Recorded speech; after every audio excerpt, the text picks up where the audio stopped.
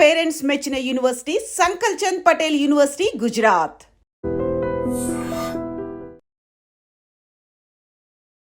నమస్తే, నేను Kavitha. Welcome to I dream news and Nijalu. Operation Kagar ఏర్పాటు చేసినప్పుడు గత ఏడాది కేంద్ర మంత్రి అమిత్ షా ఒక మాట అనౌన్స్ చేశారు. 2026 మార్చ్ 31 కల్లా నక్సలైట్లని మేము రూపుమాపుతాము అనేది. ఇక్కడ నక్సలిజం లేకుండా చేస్తామని, త్వరలోనే దానికి ఎండ్ కార్డ్ పడబోతోంది అనేటువంటి మాటలు వినిపిస్తున్నాయి. తాజాగా మావోయిస్ట్ అగ్రనేత దేవ్జీ లొంగుబాటు తర్వాత తెలంగాణలో శాంతియుతంగా మావోయిస్టుల లొంగుబాటు పూర్తయింది అనేటువంటి ఒక మాట కూడా వినిపిస్తోంది. బట్ దీంతో పాటుగా ఆపరేషన్ కగార్ అయినా, ఆపరేషన్ బ్లాక్ ఫారెస్ట్ అయినా విజయవంతంగా సక్సెస్ అయ్యాయి అని చెప్తూ ఉన్నప్పుడు అక్కడే వినిపించేటువంటి కొన్ని మాటలు ఉన్నాయి. మావోయిజాన్ని, నక్సలిజాన్ని మీరు అంతం చేయలేరు, ఒక చోటు నుంచి మెల్లిగా ఇంకొక చోట స్ప్రెడ్ అవుతుంది, ఉద్యమాల్ని మీరు రూపుమాపలేరు అనేటువంటి మాట. ఏది నిజం? మనతో పాటుగా ఉన్నారు సీనియర్ జర్నలిస్ట్ సురేష్ కొచ్చతిల్ గారు. సార్ నమస్తే. సో మనం ఆపరేషన్ కగార్ గురించి గతంలో మాట్లాడుకున్నప్పుడు ప్రతిసారి దేవ్జీ ఎక్కడున్నాడు, లొంగిపాటు అవుతాడా లేకపోతే ఎన్కౌంటర్లు అవుతాయి, ఇవన్నిటి తర్వాత నిన్న మీడియా ముందుకు వచ్చాడు. ఆయన అనౌన్స్ చేసిన తర్వాత ఇప్పటికి కూడా నేను పోరాటాలు చేస్తూనే ఉంటాను, కాకపోతే ప్రజల మధ్యలో ఉండి ఉద్యమాలు చేస్తాను అనే మాట. ఎందుకని ఇంత పెద్ద హైడ్రామా అనేది నడుస్తోంది ఆపరేషన్ కగార్ చుట్టూ? ఒకటి, ఇదంతా అమిత్ షా గారు ఒక డెడ్ లైన్ ఇచ్చారు. మార్చ్ 31 లోపల 2026 దాకా నక్సలిజాన్ని మొత్తం దేశం నుంచి తోడ్చి బయటకు వేసేస్తాను, కంప్లీట్గా ఫినిష్ చేసేస్తాను. ఆ టార్గెట్లోనే ఉన్నారు ఆయన. దీనికి కారణం చాలా ఉన్నాయి. దీనికి ఒకటి, coordinated attacks. Central government, Chhattisgarh government, Maharashtra government, Telangana government, Odisha, Andhra, కొంచెం మటుకు మధ్యప్రదేశ్. ఈ గవర్నమెంట్స్ అన్నీ కలిసి పనిచేస్తుంది. ఈసారి మీరు చూస్తుంటారు, లాస్ట్ ఒక 2 సంవత్సరాల్లో చాలా హై డిగ్రీ ఆఫ్ కోఆర్డినేషన్ ఉండే. ఒకటి, చాలా మటుకు యంగ్ ఐపీఎస్ ఆఫీసర్స్ని తీసుకొచ్చారు అమిత్ షా గారు, డైరెక్ట్లీ వాళ్ళ హోమ్ మినిస్ట్రీకి రిపోర్ట్ చేసేలాగా. Highly trained, of course commando units ఉన్నారు, మన దగ్గర గ్రేహౌండ్స్ ఉంది, వాళ్ళ వైపు కోబ్రా ఉంది, మహారాష్ట్ర వైపు మిగతా వాళ్ళ కమాండో ఫోర్సెస్ ఉన్నాయి. కానీ ఈసారి జరిగింది ఏంటంటే, ఎన్కౌంటర్స్ అంతా ఛత్తీస్గఢ్లో నడుస్తాం, ఇది చూసుంటారు. ఆ తెలంగాణలో వచ్చి సరెండర్ చేస్తున్నారు. సరే, కొంతమంది 60 మంది, దానికన్నా ముందు 200 మంది, బట్ లోవర్ క్యాడర్ వాళ్ళు మహారాష్ట్రలో సరెండర్ చేశారు. గడ్రిచోలిలో ఈవెన్ ఫడ్నవీస్ గారు వచ్చారు దానికి, సరెండర్ సెరమనీకి. కానీ ఇప్పుడు డౌట్ ఎందుకు వస్తుందంటే, తెలంగాణలో వచ్చేందుకు సరెండర్ చేస్తున్నారు వీళ్ళు. ఎక్కడున్నారు అక్కడ ఉండి అక్కడి నుంచి కొట్లాడి, ఎందుకంటే వీళ్ళ దగ్గర ఎప్పుడు వాళ్ళకి స్లోగన్ ఉండే, మేము we will never surrender, we will fight and die అని చెప్పేసి. కానీ ఇప్పుడు సడన్గా స్ట్రాటజీ మారిపోయింది, ఎందుకు అర్థం కావట్లేదు. పాలిటిక్స్కి వచ్చేస్తున్నారు అని డౌట్ ఉంది ఇప్పుడు. అవునా? Direct Seethakka example, from bullet to ballot, చాలా ఎగ్జాంపుల్స్ ఉన్నాయి కదా మన దగ్గర, అట్లాంటి people who have come from that this. కానీ దానికి ఏదైనా పొలిటికల్ పార్టీ వాడుకుంటున్నారా వాళ్ళని, అదొకటి డౌట్ వస్తుంది.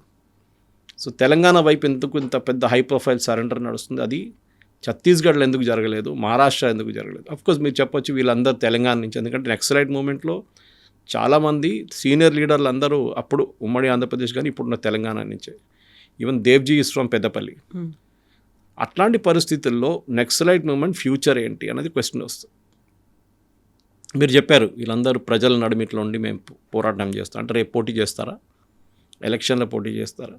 మీరు చంపిన 76 మంది సిఆర్పిఎఫ్ వాళ్ళ ఫ్యామిలీలు, as per legal this one, even today ఒక ఎఫ్ఐఆర్ వేస్తే మిమ్మల్ని అరెస్ట్ చేయొచ్చు.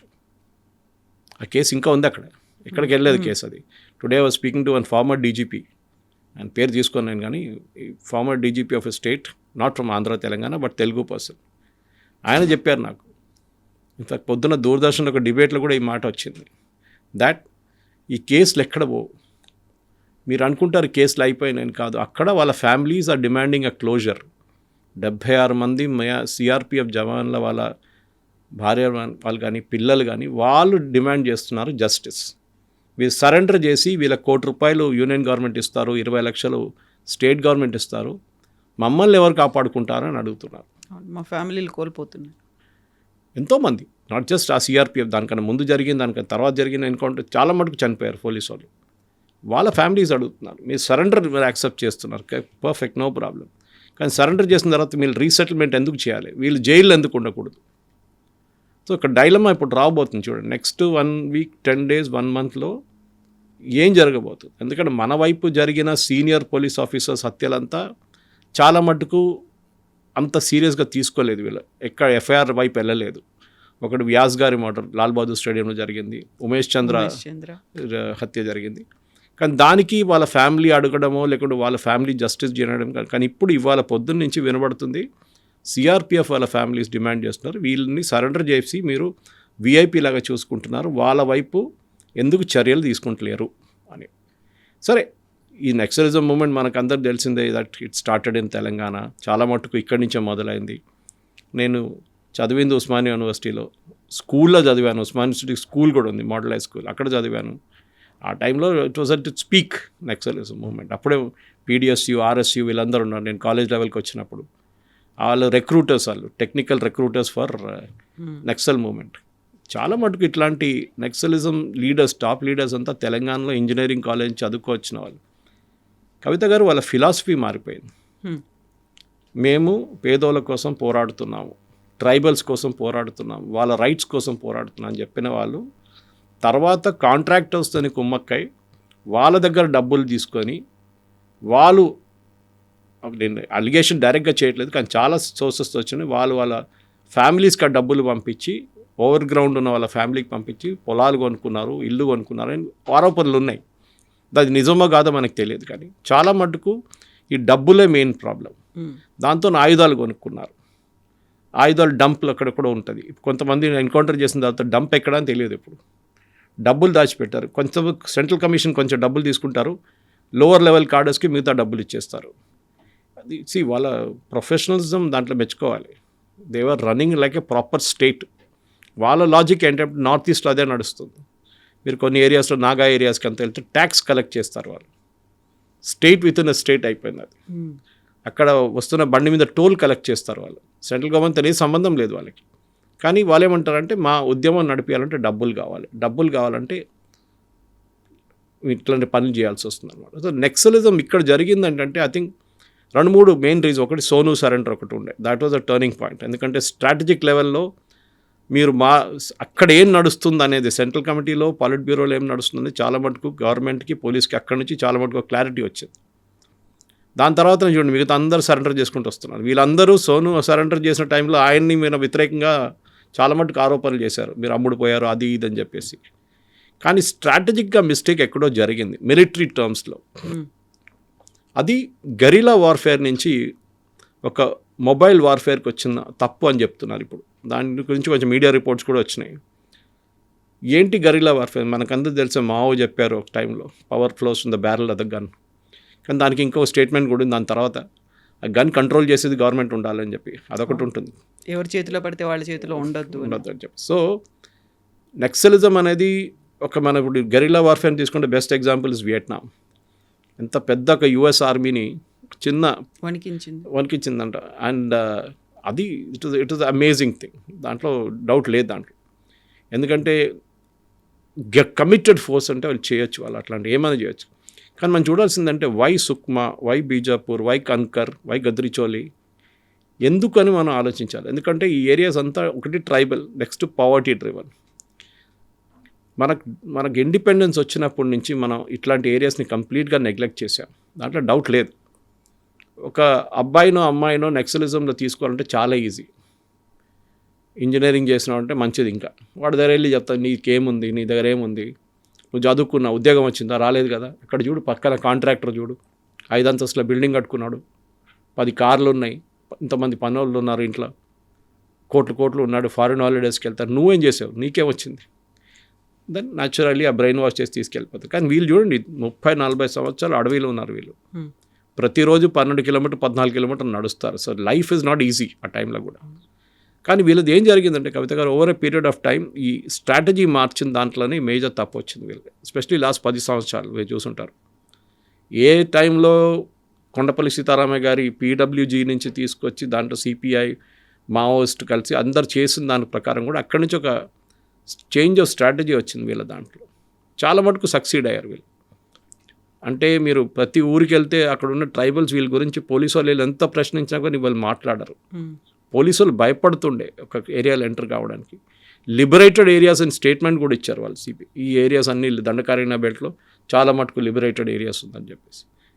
కానీ ఏం చూసాను, 160 డిస్టర్బ్ డిస్ట్రిక్ట్స్ నుంచి ఇప్పుడు 6కి తగ్గింది. ఇప్పుడు 6 కూడా 4 అయిపోతుంది. ఇంకా బహుశా మార్చ్ 31 లోపల that will also be declared free. ఎందుకంటే ఇవాళ ఒక స్టేట్మెంట్ వచ్చింది, ఛత్తీస్గఢ్లో 14 మంది నక్సలైట్ సరెండర్ కాబోతున్నారు. దాంట్లో ఒకరు తెలంగాణ నుంచి, మిగతా 13 మంది ఛత్తీస్గఢ్ నుంచి. అంటే చాలు ఛత్తీస్గఢ్ హోమ్ మినిస్టర్కి అపీల్ చేశారు, మమ్మల్ని ఎన్కౌంటర్ చేయకండి, మేము రేడియోలో మాకు అప్రూవల్ ఇచ్చేసేయండి మీరు, మేము వచ్చి సరెండర్ చేసేస్తామని చెప్పి.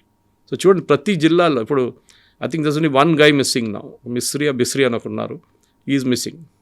జార్ఖండ్లో ఎక్కడ ఉన్నారు, వాళ్ళని కూడా ఆయన కూడా వేసుకుంటారు పోలీసు వాళ్ళు. Definite, that is also sure. కానీ మనకు సోషల్ ప్రాబ్లంగా చూస్తే, సరే మీరు ఇప్పుడు డెవలప్మెంట్ తీసుకొచ్చారు, సుక్మాకి 70 సంవత్సరాల తర్వాత ఒక బస్సు వచ్చింది, స్కూల్ కడుతున్నారు, హాస్పిటల్ కడుతున్నారు, రోడ్లు వేస్తున్నారు, మొబైల్ టవర్స్ కనెక్ట్ చేస్తున్నారు. ఇదంతా డెవలప్మెంట్. అంతకుముందు వరకు అది జనతన సర్కార్ అని వాళ్ళే రన్ చేసుకుంటూ ఉండేవాళ్ళు. వాళ్ళు మొబైల్ టవర్స్ రావద్దన్నారు, ఎందుకు వస్తే మళ్ళీ వాళ్ళ మీదే దాడి జరుగుతుంది, కమ్యూనికేట్ చేయడానికి చాలా పెద్ద ప్రాబ్లం ఉంటుంది. సో దానికనమాట డెవలప్మెంట్ రాకుండా వాళ్ళు కూడా చూసుకున్నారు నక్సలైట్స్. ఎందుకంటే బస్సు వస్తే మళ్ళీ ఏంటి, వీళ్ళు బయటికి వెళ్తే మళ్ళీ బయట ఉన్న డెవలప్మెంట్ చూస్తారు. మీరు మొన్న కూడా చూసుంటారు, ఈ సరెండర్ చేసిన కొంత సీనియర్ నక్సలైట్ లీడర్స్ని మన తెలంగాణ పోలీస్ హైటెక్ సిటీ అంతా తిప్పారంట. డెవలప్మెంట్ చూడండి, ఇది చూడండి, మీరు అడవిలో ఉన్నారు ఇన్ని సంవత్సరాల నుంచి, ఇప్పుడు పిల్లలకి మేము మీ ఊరు నుంచి వచ్చే పిల్లలు కూడా ఇట్లాంటి ప్లేసెస్లో ఉద్యోగం వస్తుంది, ఇంజనీరింగ్ చేసినా కానీ ఏం చేసినా కానీ. అది దట్ ఈస్ బేసిక్లీ ఒక రివర్స్ బ్రెయిన్ వాషింగ్ అని చెప్పొచ్చు. అది ముందైతే ఉల్టా వెళ్తుండే, ఇప్పుడు ఇటువైపు వచ్చేసి. కానీ ఆ రోజు ఉస్మానియా యూనివర్సిటీలో ఉన్న నక్సలిజం మూమెంట్కి ఇప్పుడున్న ఉస్మానియా యూనివర్సిటీకి ఉన్న నక్సలిజం మూమెంట్కి సంబంధమే లేదు. ఇప్పుడు ఉస్మానియాలో వైపౌట్ అయిపోయారు కంప్లీట్. ఒక టైంలో నల్లమలకి వెళ్ళాలంటే భయపడుతుండే, అక్కడ బ్లూ టార్పోలిన్ వేసుకొని ఎవరైనా ఉంటే పోలీసు వాళ్ళకి డౌట్ వస్తుంది అప్పుడు ఇమీడియట్గా నక్సలైట్స్ వచ్చేసారని. ఆయన ఈ పీస్ టాక్స్ అని పెట్టిన దానికి చాలా క్లియర్గా that is a strategic blunder. ఎందుకంటే రీగ్రూప్ చేసుకున్నారు ఇమీడియట్గా. ఆ రోజు ఆ 10-15 రోజులు ఒక నెల పాటు సీజ్ ఫైర్ పెట్టింది తప్పు. తర్వాత తెలిసింది ఆయనకు కూడా, but it's too late by then. కానీ ఇప్పుడు జరిగింది, అమిత్ షా గారు ఇచ్చిన డెడ్ లైన్ చూడండి, ఎంత స్పెసిఫిక్గా కొడుతున్నారు వీళ్ళని. So that even senior leaders, central committee members కూడా సరెండర్ చేస్తున్నారు ఇప్పుడు. కానీ ముందుకెళ్ళి ఇంకేం జరుగుతుంది, ఇది రీగ్రూప్ అయ్యి మళ్ళీ ఇంకేమైనా రూపంలో వస్తుంది. ఎందుకంటే ఇదే అయిపోతుంది. ఎందుకంటే అక్కడ నుంచి నక్సల్బరీ వెస్ట్ బెంగాల్ నుంచి మన దగ్గరకు వచ్చింది, ఇక్కడ నుంచి మళ్ళీ ఇక్కడ అన్నోన్ ప్లేసెస్లోకి వెళ్ళిపోయి అక్కడ ఏమన్నా స్ప్రెడ్ అవుతుందా అని ఎప్పుడు అందరు అడుగుతుంది. ఇక్కడ ముందు కూడా చాలాసార్లు చెప్పాను, నన్ను చాలామంది అడుగుతారు, సురేష్ గారు వెస్ట్ బెంగాల్లో నక్సల్బారీలో మొదలైన నక్సలిజం ఇప్పుడు అక్కడ లేదే. Correct. Kerala first elected communist government of the world, EMS Namboodiripad. Naxalism అక్కడ లేదే. దానికి కారణాలు ఉన్నాయి. వెస్ట్ బెంగాల్ అండ్ కేరళ ఆ టైంలో కమ్యూనిస్ట్ వాళ్ళు రూల్ చేస్తుండే. ఆ టైంలో వాళ్ళు ల్యాండ్ రిఫార్మ్స్ తీసుకొచ్చారు. దీనికి బేసిక్ కారణం అది. అక్కడి నుంచే మొదలవుతుంది అన్ని ప్రాబ్లమ్స్. ఒక్కడికి 100 ఏకర్లు 200 ఏకర్లు ఉంటుంది, ఈ పేదోనికి 1 ఏకర్ కూడా ఉండదు. వాళ్ళు ఎట్లా జీవితం ఎట్లా నడిపించుకుంటారు. సరే భూదాన్ మూమెంట్ తీసుకొచ్చారు, ఆచార్య వినోబావే అదంతా చేశారు బాగానే, కానీ అది ఒక లిమిట్ నుంచి బయటకు వెళ్ళలేదు. అది ఉన్న భూదాన్ ల్యాండ్లో కొట్టేశారు మన వాళ్ళు ఇక్కడ హైదరాబాద్ పక్కన. ఈ పరిస్థితుల్లో land reforms was the crucial factor కేరళలో. వెస్ట్ బెంగాల్లో కూడా Jyoti Basu government brought in land reforms. దాంతో నక్సలిజం మొత్తం అక్కడి నుంచి అవుట్ అయిపోయింది. వాళ్ళ మెయిన్ ప్లాంక్ ఏముండంటే డెవలప్మెంట్ లేదు. మీరు చూడండి, మీకు పొలాలు లేవు, ఒకడికి 100 ఏకర్లు, మీకు 1 ఏకర్ కూడా లేదు. So what you me life ఏంటని చెప్పేసి. కానీ ఇప్పుడు వచ్చిన ఆ రొమాంటిసిజం ఉంది చూడండి, నక్సలిజంది ఒక టైంలో ఉండే. ఓకే, ఆ షేగవర్ ఆ టీషర్ట్ వేసుకోవడమా, లేకుంటే మావో పోస్టర్లు పెట్టడం, ఇదంతా పోయింది ఇప్పుడు. Now it's question of survival. So వీళ్ళకి కూడా అర్థమైపోయింది, మేము ఉంటే అడవిలో ఎక్కువ రోజులు ఉండాలి. ఎందుకంటే మీరు ఒక సెంట్రల్ కమిటీ మెంబర్ని అప్రోచ్ కావాలంటే ఆ టైంలో నాకు గుర్తుంది, చాలామంది జర్నలిస్ట్ ఇంటర్వ్యూ చేయడానికి వెళ్తుండే వీళ్ళని. వాళ్ళని ఒక ప్లేస్కి తీసుకెళ్ళి అక్కడి నుంచి మొత్తం కట్టేసి కళ్ళని కట్టేసి అదే 15-20 కిలోమీటర్ 30 కిలోమీటర్ నడిపించి 2 బండ్లు 3 బండ్లు చేంజ్ చేసి లాస్ట్ కలుస్తారు వీళ్ళని. కానీ సెంట్రల్ కమిటీ మెంబర్స్ కూడా ఇప్పుడు 15, 50 నుంచి 22 నుంచి 4 వచ్చేస్తారు. ఈ 4 కూడా వేసుకుంటారు కొన్ని రోజుల్లో. వాళ్ళు కూడా సరెండర్ అవుతారు మోస్ట్లీ. కాకపోతే వాళ్ళని ఎన్కౌంటర్ చేసేస్తారు. ఫ్యూచర్ ఏంటి? మీరు అడిగిన ప్రశ్న అదే. ఎగ్జాక్ట్లీ. ఇప్పుడు సరెండర్ అవుతారు, లేకపోతే ఎన్కౌంటర్ చేస్తారు అంటే బెదిరించి మరి భయపెట్టి, లేదు మీరు సరెండర్ కాకపోతే మీ ప్రాణాలు తీస్తాము అంత డైరెక్ట్గా చెప్పడం. ఇప్పటిదాకా మనకు మానవ హక్కులు, ఇలాంటి పౌర హక్కులు అనేవి ఉన్నాయి కదా, అలా ఎలా చేస్తారు? వాళ్ళు కూడా they are fighting for a reason. వాళ్ళు ఇంతకాలం చేస్తూ వచ్చారు కదా, మీకెందుకు ఇంత రాజ్యం ఇంత అహంకారంతో ఎందుకు చేస్తోంది అనేది? అది 2 పర్స్పెక్టివ్స్ ఉంది కవిత గారు. మనం ఫిలాసాఫికలీ ఆలోచిస్తున్నాం, ఒకటి స్ట్రాటజికలీ ఆలోచిస్తున్నాం. There is a state which is Indian government, ఇక్కడ నక్సలిజం, నడిమిట ప్రజలు. వీళ్ళ కోసం ఏంటంటే వీళ్ళు ఫైట్ చేస్తున్న ఈ ట్రైబల్స్ కోసం, ఒక పోర్షన్ వాళ్ళ కోసం. మీకు సౌకర్యాలు గవర్నమెంట్ కల్పిస్తలేదు, మిమ్మల్ని చూసుకుంటలేరు. అండ్ అక్కడ ఉన్నటువంటి ప్రకృతిని ధ్వంసం చేస్తున్నారు. మీరు డెవలప్మెంట్ మైనింగ్ చేస్తున్నారని. సరే, మన అరకు వైపు ఉండొచ్చు, ఒరిస్సా వైపు ఉండొచ్చు, జార్ఖండ్ వైపు ఉండొచ్చు, మైనింగ్ కరెక్ట్. వాళ్ళు to a certain extent correct. కానీ దాంట్లో సెక్యూరిటీ ఫోర్స్ని చంపడం ఎందుకండి? Because security forces represent the state. మనం మళ్ళీ ఆ సిఆర్పిఎఫ్ ఇన్సిడెంట్ గురించి మాట్లాడుతున్నాం. అదే రోజు చంపిన రోజు నెక్స్ట్ డే జేఎన్యూలో పండుగ చేసుకున్నారు అక్కడున్న నక్సలైట్స్. ఏది 76 మంది చనిపోయిన దాన్ని సెలబ్రేట్ చేసుకున్నారు. పెద్ద చాలా మంది కోపం వచ్చిందని, డెఫినెట్గా కోపం వస్తుంది. తో పోలీస్ వైపు నుంచి చూస్తే వాళ్ళు స్టేట్ని రిప్రజెంట్ చేస్తున్నారు. వాళ్ళకి లా అండ్ ఆర్డర్ని మెయింటైన్ చేయాల్సి వస్తుంది. వాళ్ళ దాంట్లో కూడా సీనియర్, నేను చెప్పాను కదా, వ్యాస్ గారు కానీ ఉమేష్ చంద్ర, వీళ్ళందరూ చనిపోయారు. చాలామంది చనిపోయారు అట్లాంటి ఎస్పీలు, చాలా మటుకు. ఈవెన్ లీడర్స్, పొలిటికల్ లీడర్స్, మన ఫార్మర్ స్పీకర్ అండ్ యంగ్స్టర్ చంపేశారు ఆయన్ని. అట్లాంటి చాలామంది ఉన్నారు. ఈవెన్ మన మాధవరెడ్డి గారు ఆలమ్న టీము ఆయన. సో దట్ ఎంటైర్ థింగ్ ఒక స్టేట్ వర్సెస్ నక్సలైట్స్ అని వచ్చేసింది. అది క్లాస్ ఎనిమీ, వీళ్ళ కాన్సెప్ట్ అదే కదా. నేను వాళ్ళ థియరీ క్లాస్కి వెళ్తే ఇదే నేర్పిస్తారు. క్లాస్ ఎనిమీ బూర్జువా, వాని చంపాలి అంతే. So that is represented by security forces. So మన వైపు నుంచి సెక్యూరిటీ ఫోర్సెస్కి ఫ్రీ హ్యాండ్ ఇవ్వలేదు చాలా సంవత్సరాల నుంచి. కంప్లీట్ మధ్యప్రదేశ్ కాంగ్రెస్ పార్టీని వైపౌట్ చేశారు వీళ్ళు, విద్యాచరణ్ శుక్లాతో సహా. అప్పుడు ఎందుకు చేయలేదు కాంగ్రెస్ వాళ్ళు? మన్మోహన్ సింగ్ గవర్నమెంట్లో మన్మోహన్ సింగే చెప్పారు the biggest threat, internal threat is Naxalites. కానీ మీరు ఎందుకు ఏం చేయలేదు ఆ టైంలో? ఎందుకంటే వీళ్ళకి భయం ఉండే.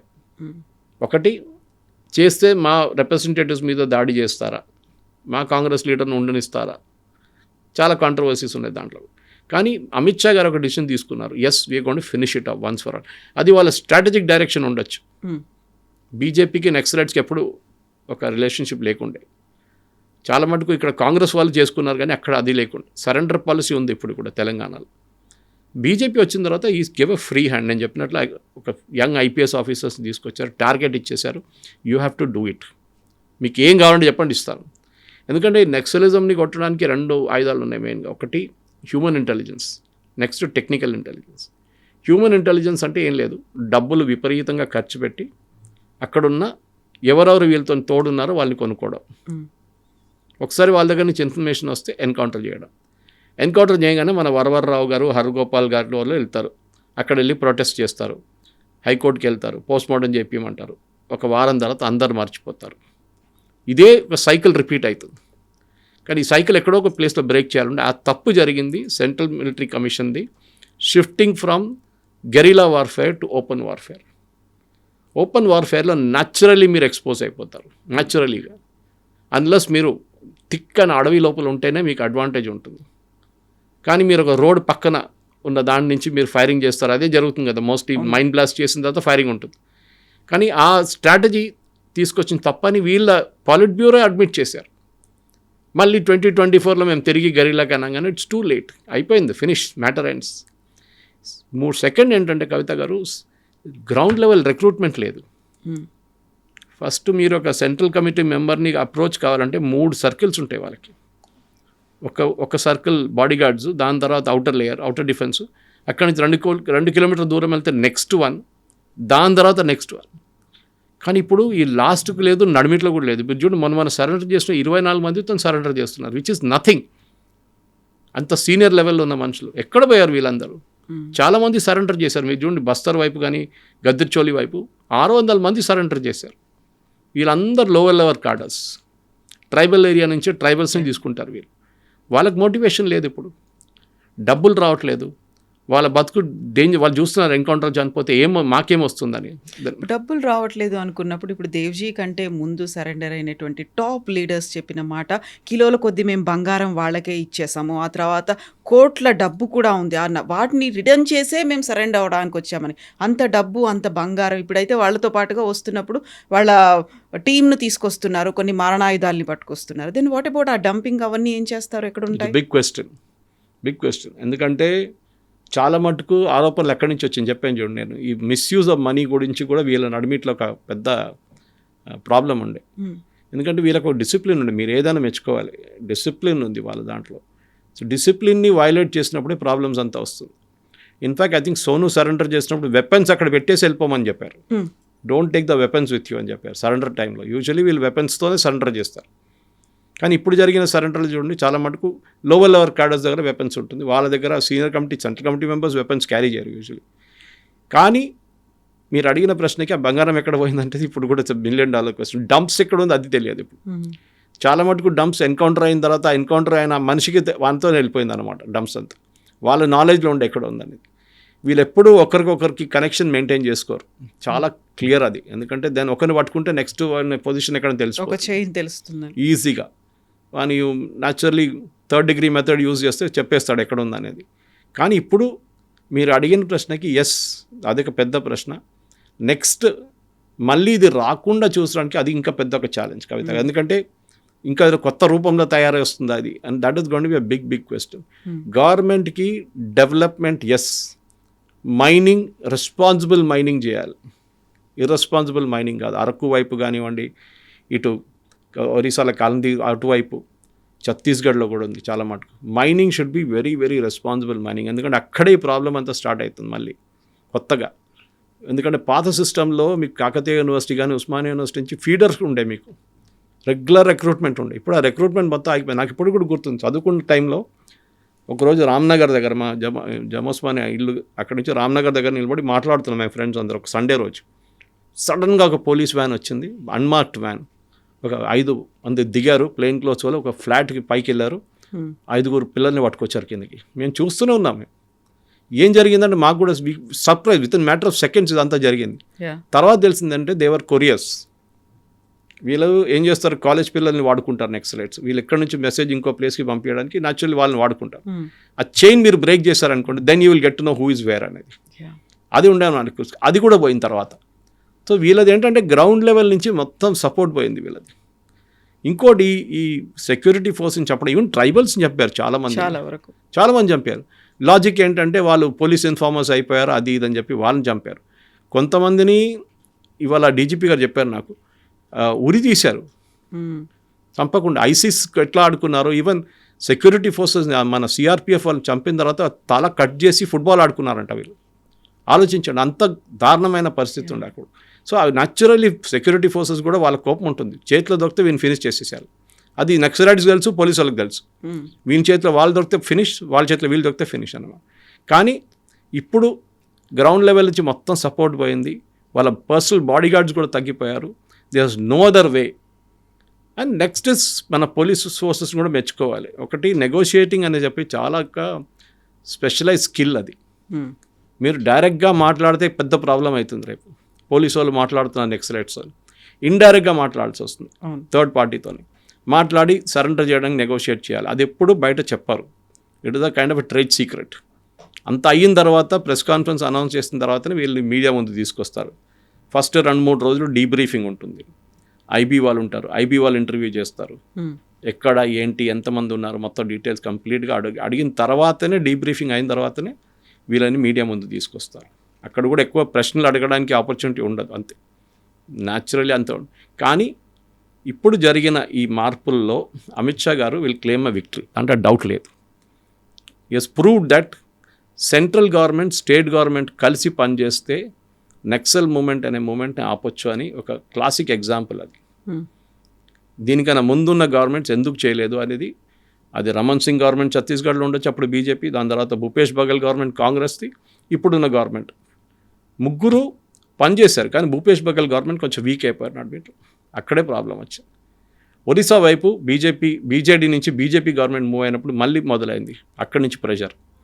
మధ్యప్రదేశ్ ఎనీవే బీజేపీ తరఫు ఉండే, అటువైపు ఫడ్నవీస్.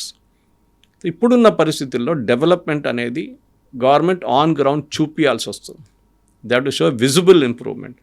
ఆదివాసీ పిల్లలు నాకు ఇప్పుడు కూడా గుర్తుంది, మేము ఇక్కడ నల్లమల వైపు క్యాంపులు చేస్తున్నప్పుడు, మెడికల్ క్యాంపులు అని చేస్తున్నప్పుడు అక్కడ ఉన్న ట్రైబల్స్, మన చెంచు ట్రైబల్స్, వాళ్ళు ఆర్చరీలో ఎక్స్పర్ట్స్, వాళ్ళు చాలా బాగుంటుంది. సో ఈ ఆర్చరీ ఫౌండేషన్ ఆఫ్ తెలంగాణ ఏం చేశారంటే, అప్పుడు ఉమ్మడి ఆంధ్రప్రదేశ్ ఉండే తెలంగాణ ఫౌండేషన్, తెలంగాణ వాళ్ళు వీళ్ళ కోసం కాంపిటీషన్ ఆర్గనైజ్ చేశారు ఈ మెడికల్ క్యాంప్తో సహా. దాంట్లో 10 మంది 15 మంది ఐడెంటిఫై చేశారు, చాలా మంచి వాళ్ళని మన ఎస్ఐకి పంపించి పటియాలాలో కోచింగ్ ఇచ్చారు, స్పెషలైజ్డ్. అక్కడ కాకుండా ఇక్కడ ఢిల్లీలో ఎక్కడో ప్లేస్లో చేశారు వీళ్ళు. That is important. వాళ్ళని ఆ టాలెంట్ యూజ్ చేసుకుంటే వాళ్ళ ట్రైబల్స్, వాళ్ళు బయటికి ఎక్కువ రారు ట్రైబల్స్ ఇట్లా, కానీ వాళ్ళ ఆర్చరీ వాళ్ళకు ఒక లింబారామ్ తీసుకోండి, నేషనల్ లెవెల్ ఛాంపియన్ ఉండి, ఇవాళ international level. Lot of people like that వాళ్ళు ట్రైబల్ బ్యాక్గ్రౌండ్ నుంచి వస్తారు వాళ్ళు. ఇది చేయాలన్నమాట. వాళ్ళకున్న స్కిల్స్ మనం వాడుకో. నల్లమలకి వెళ్తే మీరు ఆ నల్లమల పక్కన మెయిన్ ఏరియా మన్ననూరు క్రాస్ చేసి కొంచెం ముందు వెళ్ళగానే గుడి పక్కన, గుడి నుంచి ముందుకెళ్ళి అక్కడ సున్నిపెంట అనుకుంటా, అక్కడ దగ్గరే ఒక షాప్ ఉంది వీళ్ళది, గిరిజన్ కార్పొరేషన్ సోప్ అమ్ముతుంది. ఇప్పుడు ఉందో లేదో తెలియదు, I'm talking of 6-7 years ago. Soap, tribal gum అమ్ముతారు, ట్రైబల్ అమ్ముతారు, ఈ సోప్ నట్స్ అమ్ముతారు, హనీ ఉంటుంది. See this is where it has to come from. వాళ్ళకు ఒక ఉపాధి ఉంటేనే వాళ్ళు దాని మీద బతకొచ్చు. వీళ్ళని ఎక్స్ప్లాయిట్ చేస్తుండే ఈ మర్చెంట్స్. సోప్ నట్స్ తీసుకొస్తే చిల్లర డబ్బులు ఇస్తారు, మళ్ళీ మార్కెట్లో దానికన్నా 100 సార్లు ఎక్కువ రేట్లో అమ్ముకుంటారు. గిరిజన్ కార్పొరేషన్ కూడా it has failed, there is no doubt about it. వాళ్ళు కూడా సరిగా పనిచేయట్లేదు. సో వీళ్ళని ఇప్పుడు నెక్స్ట్ లెవెల్కి తీసుకురావాలంటే డెవలప్మెంట్లో ఒకటి మీరు వాళ్ళకి ఒక ఎంప్లాయ్మెంట్ సోర్స్ చూపించాల్సి వస్తుంది. రెండవది వాళ్ళ పిల్లలకి చదువు చెప్పాల్సి వస్తుంది. మూడవది హౌసింగ్. ఇప్పుడు లీడర్లకు ఒకటి ₹1 ఇచ్చి మాకేమి ఇచ్చారని అడిగే ఇప్పుడు వస్తుంది చూడండి, నెక్స్ట్ అది అక్విజిషన్ వస్తుంది. ₹1 ఇస్తున్నారు సెంట్రల్ కమిటీ మెంబర్కి, మాకేమి ఇచ్చారు, మేము కూడా పోరాటం చేశాం కదా అంటారు. That is going with the point. కానీ ఇప్పుడు కూడా మెయిన్ లీడర్స్ ఎక్కడున్నారో తెలియదు, గణపతి ఎక్కడున్నారో తెలియదు, రామకృష్ణ చనిపోయారని చెప్తున్నారు. వీ డోంట్ నో వెస్ట్, ఆయన నేపాల్లో ఉన్నారు అంటున్నారు గణపతి. చూద్దాం whether government of India will demand his return. కానీ this is the body blow అని చెప్పొచ్చు, ఇంగ్లీష్లో అంటారు, కంప్లీట్ బాడీ బ్లో. ఇప్పుడు జరిగింది, లాస్ట్ 3 రోజులు జరిగింది. ఇంకా బహుశా ఒక వారం 10 రోజులు ఇంకా కొన్ని సరెండర్ జరగబోతుంది. మార్చి 31 అనేది ఉంది, ఇంకా టైం ఉంది, ఇంకా టైం ఉంది. సో డెఫినెట్గా ఐ థింక్ ఒక మార్పు అయితే వస్తుంది కవిత గారు. కానీ ఆ పాత సిస్టమ్కి నెక్సలిజం ఎప్పుడు తిరిగి వెళ్ళదు. అది ఓవర్. దట్ ఆ రొమాంటిసైజం, అన్నలు వస్తున్నారు, వాళ్ళకి బియ్యం ఇవ్వాలి, వాళ్ళకి చింతపండు ఇవ్వాలి, అన్ని ట్రైబల్స్ దగ్గర నుంచే తీసుకెళ్తుండే వీళ్ళు. అదంతా ఇప్పుడు బంద్ అయిపోయింది. 40 సంవత్సరాలు అంటే కమిట్మెంట్ అండి, absolute commitment, no doubt about it. మీరు 40 సంవత్సరాలు చిన్నప్పటి నుంచి మీ అడవిలో ఉండి రోజు 15-16 కిలోమీటర్లు ట్రావెల్ చేయడం, ప్రతిరోజు టెన్షన్లో ఉంటారు, ఎప్పుడు పోలీస్ ఎన్కౌంటర్ చేస్తారు. This is a great, that is a commitment, మెచ్చుకోవాలి. కానీ ఆ కమిట్మెంట్ ఎక్కడో దారి తప్పిపోయింది. అది ఇప్పుడు కొంతమంది కూడా ఎక్కడెక్కడో వెళ్ళిపోయారు, వాళ్ళందరూ ఎక్కడున్నారో కూడా తెలియదు అనుకున్నప్పుడు మళ్ళీ వాళ్ళే చెప్తున్నటువంటి ఒక మాట, మీరు మమ్మల్ని రూపుమాపలేరు, ఉద్యమాన్ని ఆపేయలేరు అని. సో వాళ్ళు ఎక్కడికి వెళ్తారో, ఎక్కడి నుంచి ఎటు తేలుతారో, అది మళ్ళీ ఎలాంటి రూపం మార్చుకుంటోందో ఇదొక థ్రెట్ కూడా ఉంది కదా. ఇంగ్లీష్లో ఒక సేయింగ్ ఉంది, 18 సంవత్సరాల్లో మీరు కమ్యూనిస్ట్ కాకపోతే ఎప్పటికీ కాలేరు, మీరు something is wrong with your heart. 30 సంవత్సరాలు మీరు కమ్యూనిస్ట్గా ఉండిపోతే then something is wrong with your brain. అంటే కమ్యూనిజం అనేది ఇనిషియల్ ఫిలాసఫీలో నేను చెప్పాను చూడండి, షేక్ బాబురా టీషర్ట్స్ వేసుకొని తిరగడము, ఆ రోజుల్లో ఉస్మానియా యూనివర్సిటీలో పెద్ద ఇది వాళ్ళ పోరాటము, వాళ్ళ ప్రొసెస్. అప్పుడు ఏబీవీపీ లేకుండా ఎస్ఎఫ్ఐ లేకుండా, దాని తర్వాత కదా వాళ్ళందరూ వచ్చారు. ఆ రొమాంటిసిజం అని చూడండి, అది పోయింది కంప్లీట్గా.